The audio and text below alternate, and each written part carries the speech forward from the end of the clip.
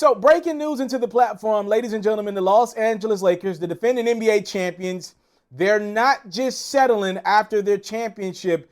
They're ready to defend their title, and they're going and bringing in the Brinks truck to add to what is already a formidable big two out west. So we'll get into the Lakers acquiring Dennis Schroder in a second, but I want to start with how all of this kind of manifested with the Lakers even shopping a couple of their guys to begin with.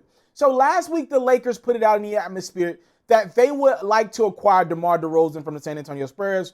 I'm pretty confident that DeRozan will get moved in the next couple of weeks. So the Lakers, they reached out to the Spurs. They're like, yo, what'll get a DeMar DeRozan deal done? Apparently, the Lakers were willing to move on from Kyle Kuzma, who's looking for a long-term deal, and Danny Green, a guy who's a starter in that Lakers system. Obviously, he came over from Toronto a year ago. I mean, he's the starting shooting guard for a team that just won a championship. He's making a decent amount of money. The Lakers, though, were willing to move on from Danny Green and Kyle Kuzma if it would have ended up with them acquiring DeMar DeRozan. So that's how we even hear the Danny Green and Kyle Kuzma name involved in trade talks. So that deal, it reaches a standstill. San Antonio wants too much for the Lakers. They end up pulling back from that trade. Fast forward to Lakers, they get on the phone. They talk to the Oklahoma City Thunder, who we obviously know they're in full-fledged tank mode. They're going to trade Chris Paul in the next week or so. That's the reason why Billy Donovan is no longer their head coach. It looks like the Thunder told Billy Donovan, yo, we don't want any guy that can help us get wins that's over the age of 25 right now. So they're going to move on from Dennis Schroder. The Lakers are actually going to acquire Schroder, a very talented point guard who's got about, $14-15 million left on his deal, 1 year left on his deal. And, I mean, that's a starting shooting guard. I mean, this dude, 6th Man of the Year candidate all year. This dude, that's a starting point guard in this league. And the Lakers are acquiring him. For those who don't know, Rajon Rondo looking for a payday after his incredible playoff run. The Lakers, I'm assuming, are looking around, Rob Pelinka and company, like, yo, how are we going to pay all of these guys? KCP, he's got an opt-out. It's a good time for him coming off of his really good playoff run. It's a good time for him to opt out and go get a bag. Rondo can opt out and go get a bag. Kyle Kuzma's looking for his first real bag in the NBA. Just too much money that the Lakers would have had to dish out. So the Lakers, they made a move.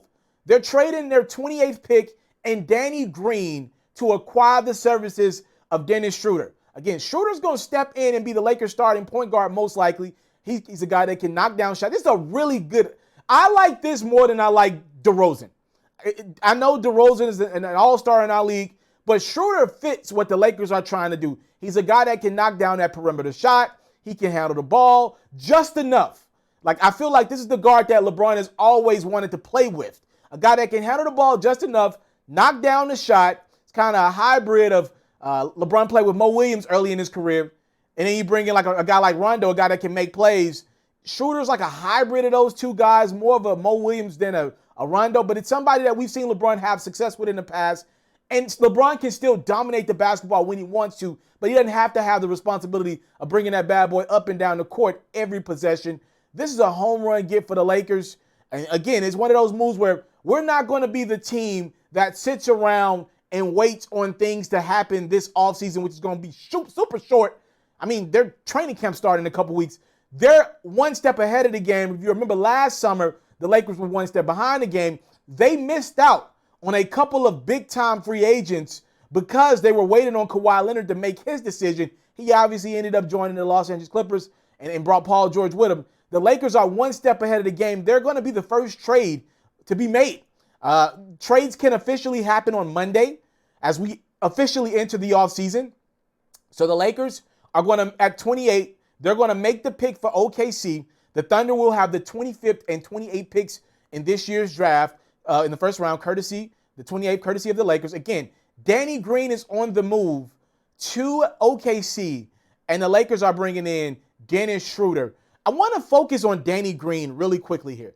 Kyle Kuzma's name still in trade talks. I think it'll be very unlikely to move Kyle Kuzma now with Danny Green's contract not tied to him, meaning Kyle Kuzma's not making a lot of money, but he's a pretty decent talent. So to move a guy like that, to bring in a talented guy that's probably making some money, you needed to attach a Danny Green or KCP contract to it. KCP's probably going to opt out. So Danny Green was that contract right there that you could use to attach to Kyle Kuzma, the young talent, to go get a deal done for somebody that could be your third option, right?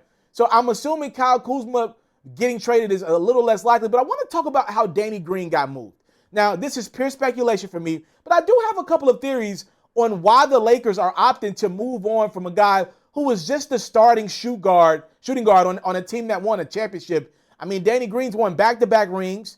He seems to be a pretty cool guy, a pretty chill guy. But I thought there were a few things that, as a lifetime Laker fan, bothered me with Danny Green this season. Number one, I said this the other day, his podcast. Not that Danny Green has a podcast. Everybody has a podcast.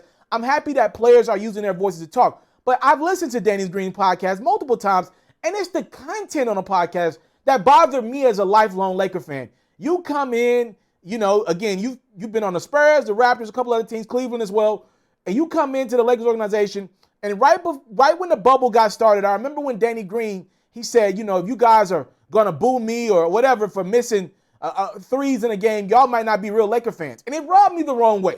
Like, you ain't did anything in Los Angeles yet. Like, look, again, fans can be too much at times. Like, sending threats to that man for missing a shot in the finals is one thing. That's ridiculous to me. I'll never be a proponent of that. But the fact that you were mad at Laker fans because they were complaining about you on social media because you missed shots, I mean, you were very bad at your job a lot of times in the postseason. So don't get mad at Laker fans for wanting better of you as a starting shooting guard on a team that won a championship. I thought he rubbed a lot of Laker fans the wrong way. Also, one thing that a lot of people are not talking about, Danny Green a couple weeks ago when there was rumblings of the NBA, Adam Silver and company, working out this start of the NBA season, December 22nd, December 23rd, Danny Green was one of the first people to not only speak out and say, if the NBA starts back in December, I won't be playing. He also came out and said, not only will I not be playing to start the season, LeBron ain't going to be playing. I guarantee you that LeBron ain't going to start the season. And to me, that rubbed a lot of Laker fans the wrong way. And maybe it rubbed LeBron the wrong way. If LeBron did not want Danny Green to be traded today, it wouldn't have happened. So I'm not saying LeBron was calling Rob Pelinka saying, yo, trade this dude. But the fact that he got moved, it maybe tells you that LeBron was kind of non-committal on Danny Green. If you move him, it is what it is. If you don't move him, it is what it is. Again, this is pure speculation. But I'm thinking that you combine the fact that Danny Green was a little disrespectful to Laker fans at certain points throughout the season because he had a bad year shooting. The fact that he spoke for LeBron, talking about how LeBron's not going to play. These owners have lost a lot of money. And the fact that you're spinning the atmosphere that the best player in the game, the biggest draw, maybe one of the only couple draws you got in the sport is not going to play. Who wants to hear that? And if you're the Lakers, you're trying to recoup as much money as you can. The Staples Center's not going to have fans. Who wants to hear that you're saying LeBron's not going to play? Like, LeBron ain't say that. So you shouldn't say that. And also with Danny, he's also limping up and down the court noticeably all season, especially in the bubble. He was limping.